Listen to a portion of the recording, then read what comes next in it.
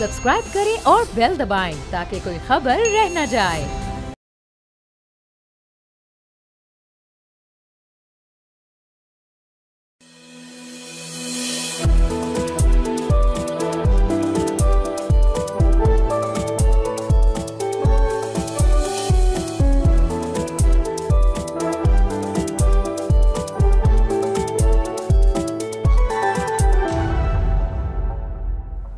बिस्मिल्लाहिर्रहमानिर्रहीम। अस्सलाम वालेकुम नाज़रीन, प्रोग्राम फ्रंट पेज के साथ मैं हूँ मुइज़्ज़ुर रहमान। नाज़रीन, आज है 17 रमज़ानुल मुबारक और आज हम प्रोग्राम का आगाज़ करते हैं सूरह आली इमरान की आयत नंबर 123 से, जहाँ अल्लाह ताला ने फरमाया कि और अल्लाह ने जंग बदर में भी तुम्हारी मदद की थी और उस वक्त भी तुम बेसरो सामान थे, बस अल्लाह से डरो और अल्लाह का शुक्र अदा करते रहो। आज नाज़रीन, आज के दिन ही जंग बदर हुई थी जब अल्लाह ताला ने मुसलमान 313 थे और दुश्मन 1000 थे, उसके बावजूद मुसलमानों को फतहयाब किया। तो नाज़रीन, आज का बेसिकली जो मकसद है वो ये है कि गुज़िश्ता शब जो इज़राइल ने गासिबाना कब्ज़े और जिस तरह फ़लस्तीन के मुसलमानों पे हमले किए, तो हम इस दुआ के साथ बढ़ें कि अल्लाह ताला फ़लस्तीन के मुसलमानों को भी इस्तकामत बख्शे और उनको मज़ीद मदद करे ताकि वो अपने दुश्मन को शिकस्त फाश दे सके उनको। और नाज़रीन, गुज़िश्ता शब जो एक पे दर पे हमले ख़वातीन और बच्चों को, स्पेशली खान यूनिस और जो सदर्न गज़ा की जो पट्टी थी उस पर तकरीबन 324 अफराद शहीद हो गए। ये बेसिकली जो एक जंग बंदी अमरीकी सदर डोनाल्ड ट्रंप ने कराई थी और उसको पूरे प्रोसेस में इसराइल ने मुतअद्दिद दफ़ा वायलेट भी किया और धमकियाँ भी दी कि हम जो है जंग बंदी ख़त्म कर देंगे। उन्होंने गुज़िश्ता शब जंग बंदी ख़त्म की और ये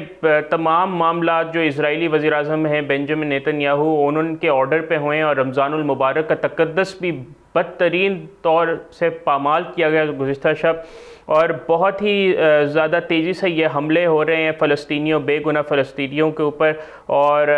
अल जज़ीरा के मुताबिक इसमें सदर डोनाल्ड ट्रंप से भी कंसल्टेशन की गई थी इन स्ट्राइक्स लॉन्च करने से। और नाज़रीन, ये जो गज़ा की पट्टी पर 18 मार्च यानी गुज़िश्ता शब आज जब हम सहरी कर रहे थे सुबह, तो इस वक्त गज़ा का पूरा इलाका हमलों की जद में था। उसमें तकरीबन कुछ रिपोर्ट्स के मुताबिक 324 अफराद शहीद हो चुके हैं, जिसमें ख़वातीन और बच्चे बहुत बड़ी तादाद में नसर हॉस्पिटल खान यूनिस लेके आ गए, जहाँ 80 लाशें शुहदा की लेके जाई गई। और अल जज़ीरा के मुताबिक जो वालिदैन है वो अपने बच्चों के जिस्म के आज़ा पकड़े हुए अस्पताल में लेके आए थे, इतना बेदर्दी से वहाँ पे शहीद किया गया फ़लस्तीनियों को। और नाज़रीन, बिल्कुल ब्लैंकेट उन्होंने वहाँ पे बॉम्बिंग की इजरायली फोर्सेस ने गज़ा में, जहाँ पे उन्होंने रेजिडेंशियल बिल्डिंग्स यानी जो रिहायशी इमारतें थीं, स्कूल्स जिसमें नाज़रीन मेकशिफ्ट स्कूल जो टेम्परेरी स्कूल्स बनाए गए थे ताकि बच्चों के तालीमी तदरीसी अमल दोबारा शुरू हो सके जो जंग बंदी के बाद था। नाज़रीन, ऑब्वियसली जब 324 फ़लस्तीनी बेगुनाह एक रात में शहीद हुए हैं, तो जो जंग बंदी के मुज़ाकरात चल रहे थे इसराइल और फ़लस्तीनी अथॉरिटीज़ के माबैन, जहाँ पे सेकंड फेज़ की मुज़ाकरात की बात आती थी, जहाँ पे बेसिकली जो कैदियों की रिहाई और लॉन्ग टर्म यानी परमानेंट सीज़ फायर की बात हो, वो अब सस्पेंड हो चुके हैं मुज़ाकरात। और इस पे ऑब्वियसली इजराइल यही चाहता है कि ये जो अप्रैल के वस्त तक पहला फ़ेज़ बढ़ाया जाए, लेकिन मेरिट पे जो बात होनी चाहिए, जो फर्स्ट फेज़ में जब बात अग्री की गई थी कि मार्च के बाद से 31 मार्च के बाद से second phase of seize fire शुरू होगा, तो इजराइल अपने जो वादों से पीछे हट रहा है। एज़ यूजुअल ये कोई चंबे की बात नहीं है और इससे यही सामने साफ नज़र आता है कि इजराइल की कोई नीयत ही नहीं है उस इलाके में अमन कायम करने की। बेंजामिन नेतन्याहू फ़लस्तीनियों के बेगुनाह खून को अपनी सियासत के लिए इस्तेमाल करना चाहते हैं, अपने इक़्तिदार को तूल देने के लिए देना चाहते हैं। और जो बेसिकली तज्ज़ियाकार कह रहे हैं कि उनको बहुत बड़ा ख़दशा है कि इजरायली हुकूमत हमेशा से यही प्लान करके बैठी थी कि फुल स्केल वॉर हो, ताकि जो कुछ भी थोड़ा बहुत बचा है फ़लस्तीन के मुसलमानों का वो भी ख़त्म कर दें। और वो यही चाहते हैं कि नेतन्याहू तो सेकंड फेज़ तक जाना ही नहीं चाहते। उनका ख़दशा ज़ाहिर किया है कि एक बहुत बड़ा इंसानी अलमिया आगे आने वाला है और इससे मज़ीद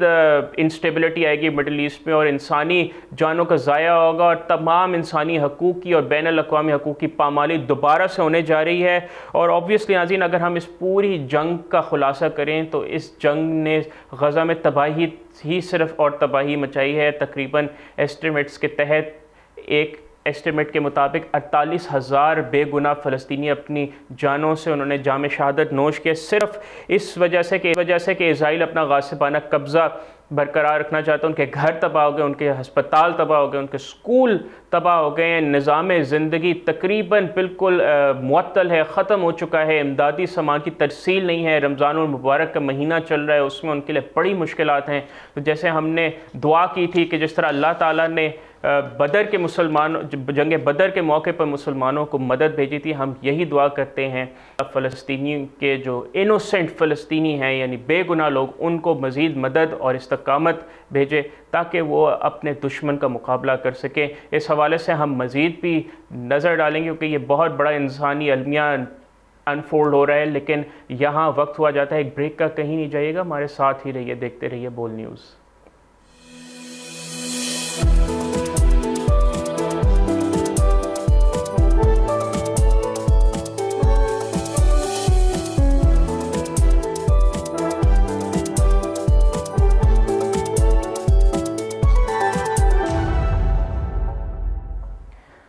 welcome back to front page. آپ لوگوں کو یاد ہوگا جب ہم نے فرنٹ پیج کا آغاز کیا تھا، جب ہمارا پہلا ایپیسوڈ آیا تھا 3 ستمبر 2024 کو، تو ہم نے آپ کے ساتھ ایک سٹوری شیئر کی تھی کہ 2 امریکی ایسٹرونٹس جن کا نام سنیتا ولیمز اور بیری ولمور ہے، وہ انٹرنیشنل اسپیس اسٹیشن پر اس وقت پھنس گئے تھے کیونکہ بوئنگ کا جو سٹار لائنر تھا اس کے ٹیکنیکل ایشوز کی وجہ سے۔ اس وقت ہم نے آپ کو بتایا تھا کہ ایلون مسک نے اب اس کی ذمہ داری اٹھائی ہے کہ وہ ان کو واپس زمین پہ لے کے آئیں گے۔ اس وقت ہم نے آپ سے وعدہ کیا تھا کہ جب ان کا زمین پہ واپسی کا عمل شروع ہوگا تو ہم اس پہ اپڈیٹ کریں گے، تو وہ لمحہ فائنلی آپ پہنچا ہے، 9 مہینے سے وہاں پہ سٹینڈرڈ ہیں۔ تو اب ان کی ریٹرن جرنی بیسکلی منگل کی صبح یعنی امریکہ میں یعنی اب سے کچھ گھنٹے کے بعد شروع ہونے والی ہے، اور وہ زمین پہ آ رہے ہیں اسپیس ایکس کے ڈریگن کیپسول کے مدد سے، اور بیسکلی وہ انڈاکڈ ہو چکا تھا انٹرنیشنل اسپیس اسٹیشن سے ٹیوزڈے کو، اور وہ آنے والا ہے فلوریڈا، امریکہ کی فلوریڈا کی کوسٹ پہ۔ 17 گھنٹے کے سفر کے بعد وہ 9 مہینے سٹرینڈڈ رہنے، محصور رہنے کے بعد اب وہ زمین پہ دوبارہ آنے والے ہیں۔ دونوں ایسٹرونٹس بہت ہی بہادری سے انہوں نے یہ وقت گزارا ہے، اور جو اوبیسلی انہوں نے آنا تھا جون 2024 میں، لیکن جو سٹار لائنر کے ٹیکنیکل پرابلم سامنے آئے بوئنگ کے، اس پہ بوئنگ کو کافی زیادہ مخاصمت کا بھی سامنا کرنا پڑا۔ تو اوبیسلی جو ان کا جو تھرسٹر تھا وہ خراب ہو چکا تھا، اور اس میں ہیلیم لیک ہو گئی تھی جب وہ انٹرنیشنل اسپیس اسٹیشن تک گیا تھا امریکہ سے، تو وہ اس پوزیشن میں نہیں تھا کہ وہ واپس اس میں لایا جا سکے، ان کی جانوں کو خطرہ تھا۔ تو واپس آ رہے ہیں ایلون مسک کے اسپیس ایکس کے ڈریگن کیپسول میں، اور انہوں نے 8 دن کے لیے وہاں پہ اسپیس اسٹیشن میں رہنا تھا۔ ان کا 8 دن کا سفر 9 مہینے تک طول پکڑ گیا۔ کمال ہی بات ہے، انہوں نے بڑی بہادری سے آئی ایس ایس پہ یہ ٹائم گزارا ہے، اور بہت ہی انہوں نے کیا کہتے ہیں صبر کے ساتھ ناظرین یہ ٹائم گزارا۔ جو ان کا ڈیوریشن تھا، جن حالات میں انہوں نے وہاں پہ زندگی گزاری، ان کا بہت 9 مہینے ناظرین بہت لمبا عرصہ ہوتا ہے، 270 دن ہوتے ہیں۔ جو ولیمز اور ولمور دونوں ایسٹرونٹ سے، انہوں نے اپنی ہیلتھ کا بھی خاص خیال رکھا، انہوں نے اسپیس واک کرتے رہے، آپ کو فوٹیج بھی چلتی رہے گی اسکرین پہ، اور انہوں نے ریگولر ری سپلائز ان تک پہنچتی رہیں کھانے پینے کے اور امدادی سامان کی، اور ان کے بیسکلی کیونکہ اب ٹیکنالوجی اتنی بڑھ چکی ہے کہ ان کا اپنی فیملی کے ساتھ آئی ایس ایس سے ہی رابطہ تھا، اور جیسے کرسمس کی بیچ میں ہالیڈیز آئیں اور جو فیسٹیو ہالیڈیز تھی اس میں انہوں نے اسپیشل میلز بھی ان کو دیے گئے۔ اور جو ناظرین ریپلیسمنٹ کرو کی بات کی گئی، تو ان کا بیسکلی جو ریٹرن ہے وہ اس وجہ سے ڈیلے ہوا کہ جب تک کوئی ریپلیسمنٹ کرو نہیں بھیجا جائے گا وہ واپس نہیں آ سکتے۔ تو اب بیسکلی جو کرو نمبر 10 ہے وہ وہاں آئی ایس ایس پہ پہنچ چکا ہے، تو اب وہ اس پوزیشن میں ہے کہ وہ واپس دنیا پہ آ جائیں۔ ناظرین ہم یہ بات کریں، آپ کو تاریخ بتاتے چلیں، یہ پہلا واقعہ نہیں ہے کہ جب انٹرنیشنل اسپیس اسٹیشن میں ایسٹرونٹس محصور ہو گئے ہیں۔ اگر ہم تاریخ پہ نظر ڈالیں تو فرینک روبیو 371 دن تک محصور رہے اسپیس اسٹیشن پہ، اور رشیا کے ایک سرگے کرکلیف تھے، وہ 311 دن تک اسپیس میں پھنسے رہے تھے کیونکہ جیو پولیٹیکل کے مسائل کی وجہ سے۔ تو یہ کوئی نئی بات نہیں ہے، لیکن ان تمام لوگوں نے، چاہے وہ تاریخ میں رشین ایسٹرونٹ ہوں یا فرینک روبیو کی بات کریں یا یہ سنیتا ولیمز یا بیری ولمور، یہ دنیا کے لیے ایک بہت بڑی اگزامپل سیٹ کی گئی ہے کہ اگر آپ صبر سے کام لیں تو جو آپ کے آبجیکٹیوز ہوتے ہیں وہ آپ بالکل اچیو کر کے رہتے ہیں۔ تو آئی تھنک हैं कि उनकी ये रिटर्न जर्नी काफ़ी एक सेलिब्रेट करने का मोमेंट है। हम आपको इस हवाले से मज़ीद भी बताएंगे। यहाँ में वापस अर्थ पे तशरीफ़ लेके आएंगे तो फिर उनका किस हवाले से इस्तकबाल होगा। लेकिन ये अच्छी बात है कि वो फाइनली अपनी फैमिली के साथ रीयूनाइट हो रहे हैं, 9 महीने के बाद वापस आ रहे हैं। इन तमाम मामलात पे हम आपसे गुफ्तगू करते रहेंगे, लेकिन यहाँ हमारे प्रोग्राम का वक्त हुआ जाता है ख़त्म। आपसे इंशाल्लाह मुलाकात होगी हमारे अगले शो में। टिल देन अपना बहुत ख्याल रखिएगा और नाज़रीन बोल्ड मीडिया के सोशल मीडिया हैंडल्स पे अपना फीडबैक ज़रूर दीजिएगा। अपना ख्याल रखें। अल्लाह हाफिज़।